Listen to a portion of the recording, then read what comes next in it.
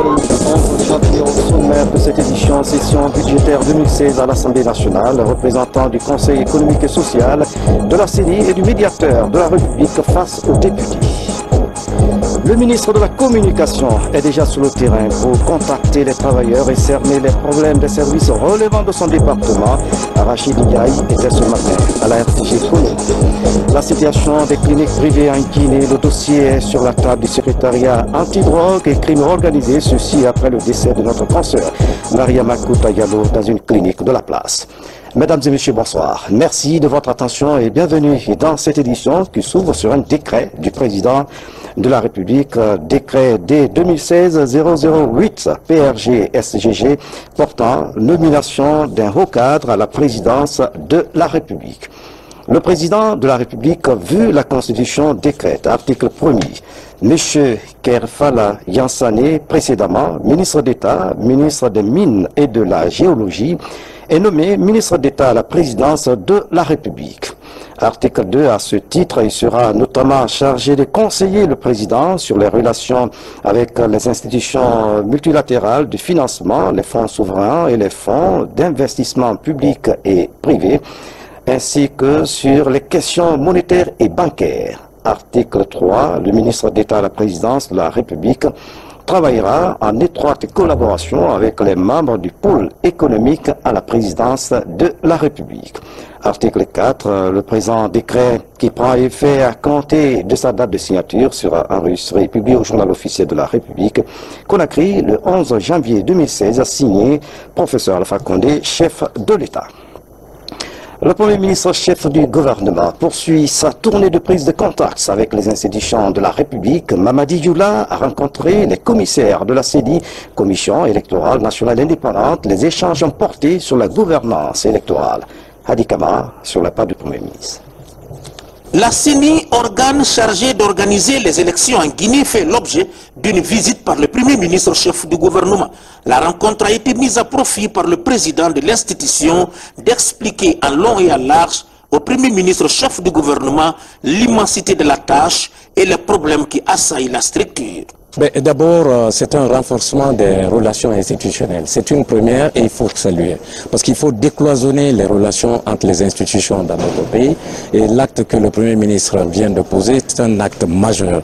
Et la CENI est une institution de stabilisation politique et sociale dans notre pays. Donc il était important qu'il vienne nous rendre visite au moment où il entame justement sa mission et surtout au moment où la CENI aussi entame le processus de préparation des futures élections locales. Deuxième et dernière étape, le siège du médiateur de la République, Mamadi Youla et général Fassine Touré ont jugé utile de se pencher sur les thématiques qui vont dans le sens de la réconciliation, de la préservation de la paix et de la promotion de la culture démocratique en Guinée. Ce matin donc, j'étais chez le médiateur de la République pour lui transmettre le message du chef de l'État dans le cadre des relations entre les institutions de notre République, mais aussi pour lui faire donc une visite de courtoisie et lui transmettre nos encouragements en tant que gouvernement et chef du gouvernement personnellement, et lui dire que nous sommes disposés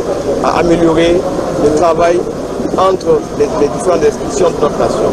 Cet élan pris par Mamadi Youla, Premier ministre chef du gouvernement, va consolider davantage la collaboration entre l'exécutif et les institutions républicaines en vue de susciter l'engouement des investisseurs nationaux et étrangers. À l'hémicycle, la CENI, le Conseil économique et social et le médiateur de la République étaient face aux parlementaires. Ils sont allés défendre leur projet et budget exercice 2016. Synthèse des travaux, Robert Siditon.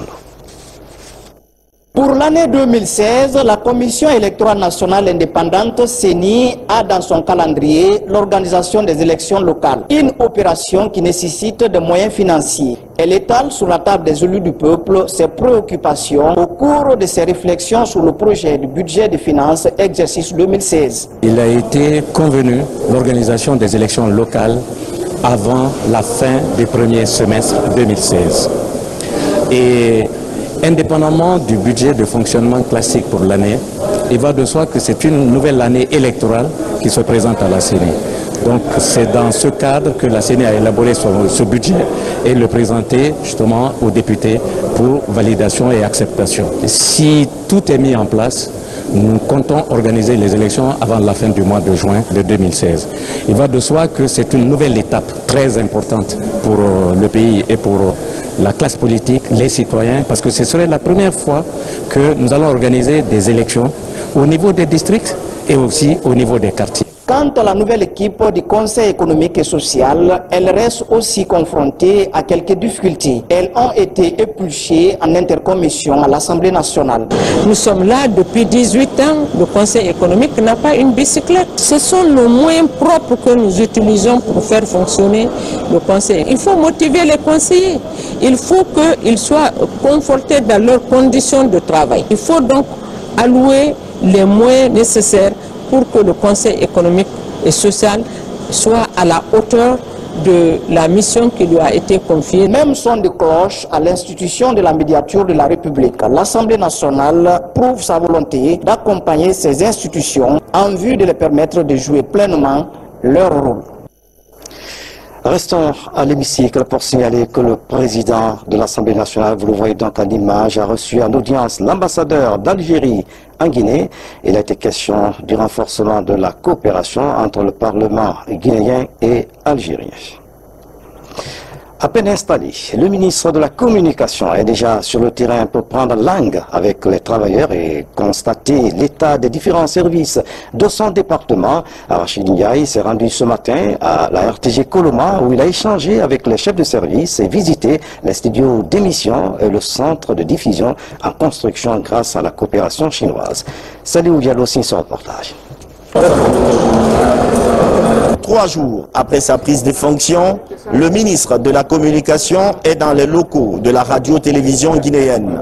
Rachid Ndiaye est venu s'enquérir du fonctionnement de la chaîne d'information du pays. Le locataire du département de la Communication a visité la radio et de la télévision en rénovation. Autre étape de la visite, la station terrienne de la radio-télévision nationale. Une station en chantier destinée à améliorer la production de la RTG Coloma.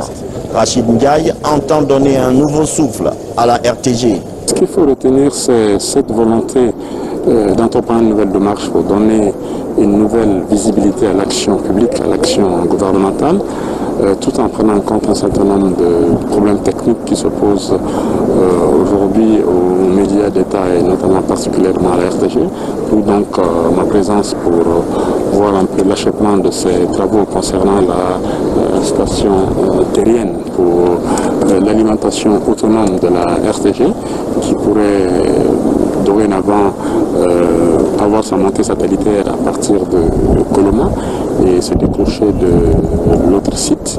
La RTG, c'est une principale vitrine de l'image du pays à l'extérieur, donc c'est très important pour moi qu'on puisse restituer ce qu'il y a de positif, ce qu'il y a de meilleur pour le pays, en même temps satisfaire un peu les citoyens guinéens sur la visibilité par rapport à cette action entreprise dans ce pays. Produit du journalisme international, le ministre de la Communication a mis sa visite à profit pour écouter les travailleurs.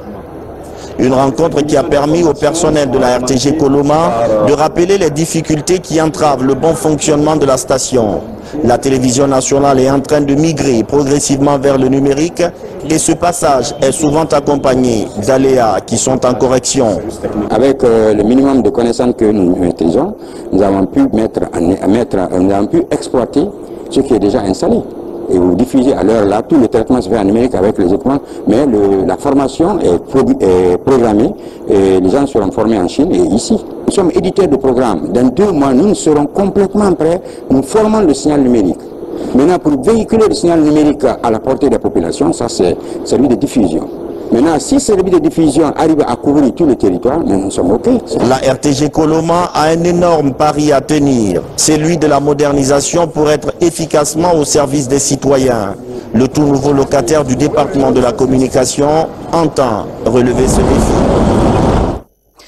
Après le décès de la journaliste Mariama Kouta Diallo des suites d'une opération chirurgicale dans une clinique à Bambeto, les travailleurs de la RTG Koloma, profondément attristés, ont observé une minute de silence à la mémoire de cette dame présentatrice du journal Parler. Les enquêtes sont ouvertes pour déterminer les circonstances dans lesquelles est morte notre consoeur de la RTG. Dans le même registre, les résultats de l'autopsie sur le corps de notre consoeur Mariam Kouta Diallo seront connus dans les heures à venir. Le médecin légiste rendra public les causes réelles de la mort de Mariama Kouta Diallo. En attendant, lors des médecins, l'association des cliniques privées, le ministère de la Santé et le secrétariat général antidrogue et des crimes organisés se concertent à Conakry sur la situation des cliniques privées en Guinée. C'est un reportage signé de Ansman Toumani Kamara. Comme point dominant de cette concertation, l'identification des causes et la recherche de stratégies adéquates pour mettre fin à l'exercice illégal du métier de médecin en Guinée. La foison des cliniques privées dans le pays expose les citoyens à d'énormes risques.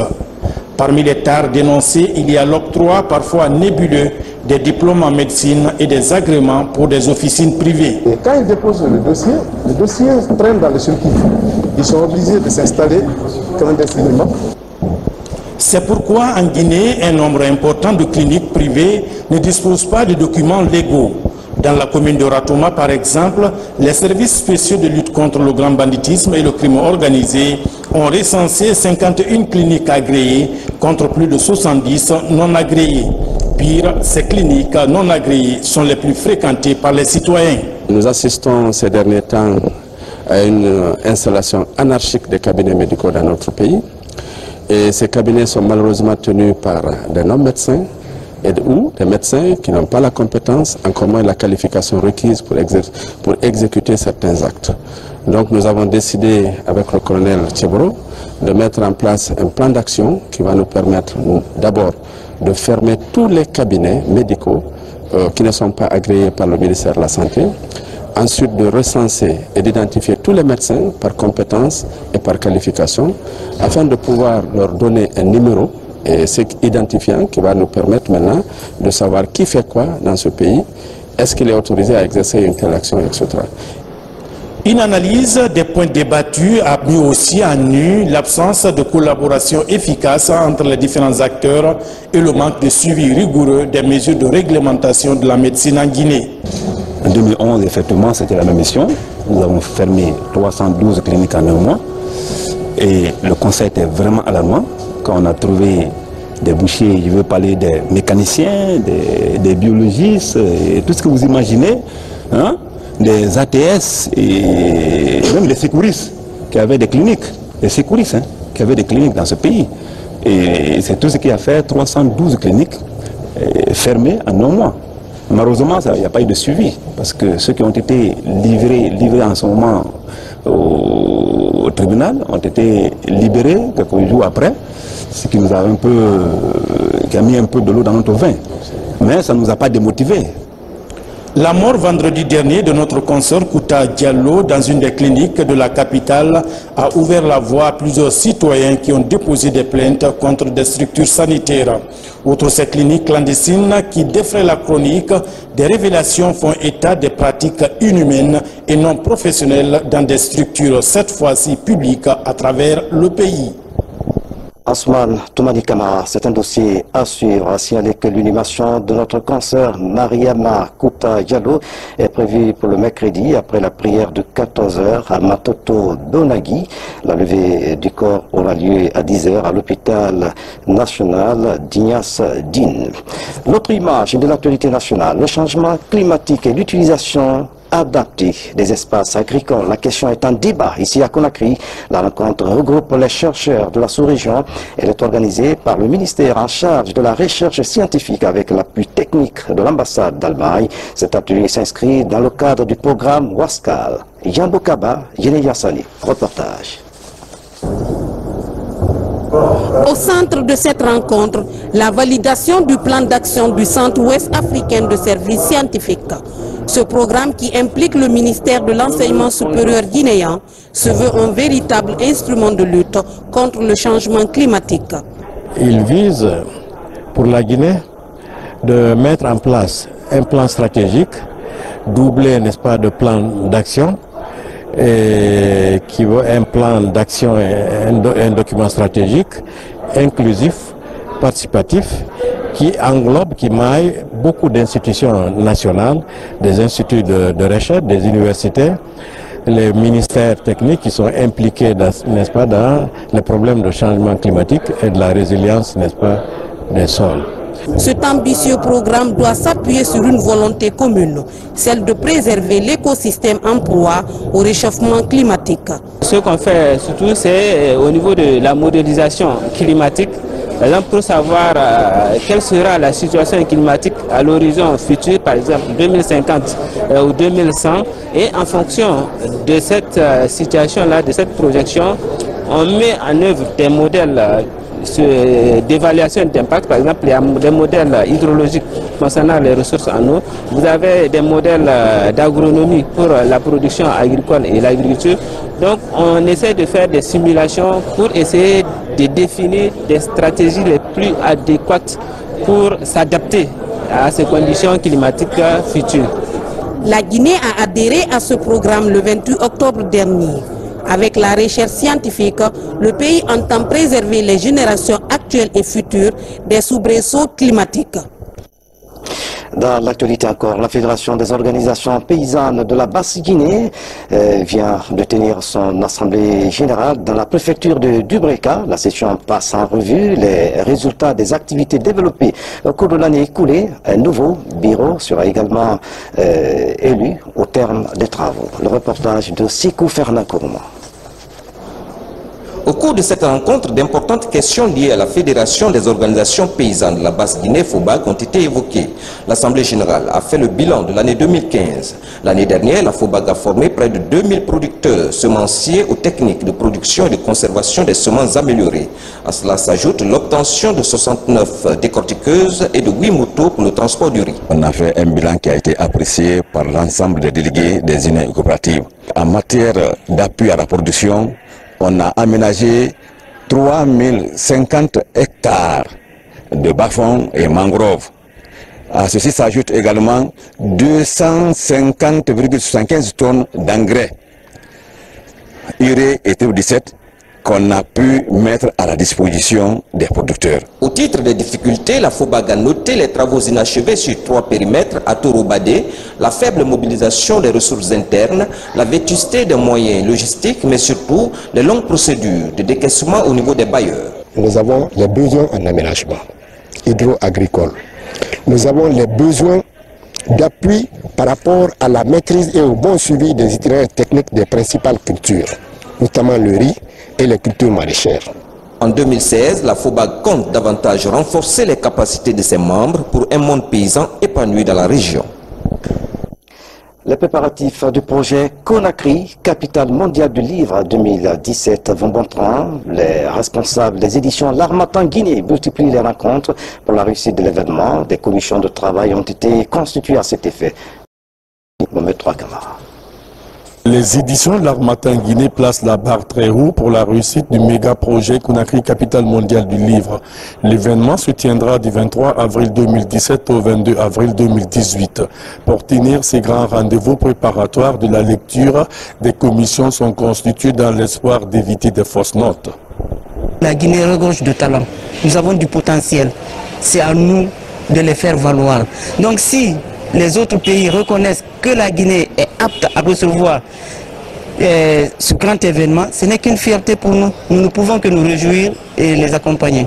Là, je suis venu de Paris spécialement pour présenter le film que j'ai réalisé sur les 72 heures et aussi dans les perspectives de Conakry, capitale mondiale du livre en 2017.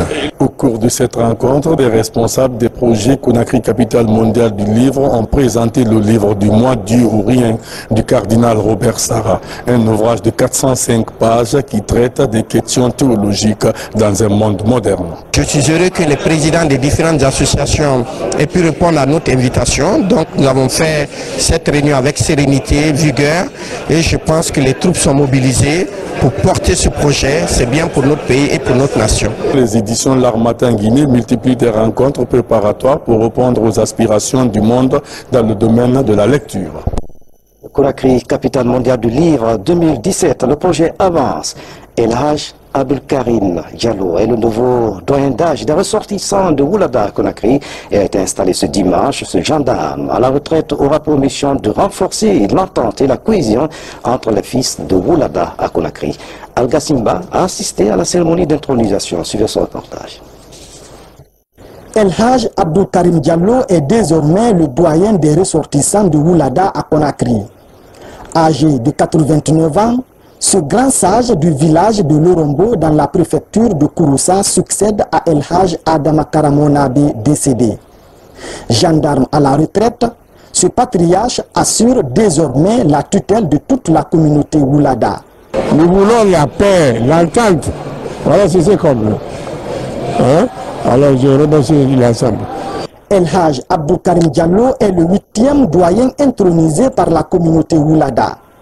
Le nouveau doyen de Woulada aura entre autres tâches de renforcer la cohésion entre les membres de sa communauté et redynamiser les liens avec les autres entités sociales du pays. Nous connaissons les liens historiques qui unissent le Woulada, qui est la porte de la mer de la Haute-Guinée, au Fouta Djallon. Donc nous sommes là pour marquer notre solidarité au doyen Karim Diallo. Au nom du président de la République, j'encourage les fils et les filles de Woulada à resserrer les rangs pour la construction de cette région qui, grâce à Dieu, est une région bénie. L'intronisation du doyen d'âge est une pratique ancestrale autrefois propre au monde rural. Elle a migré vers les centres urbains suite au déplacement massif des communautés vers les villes.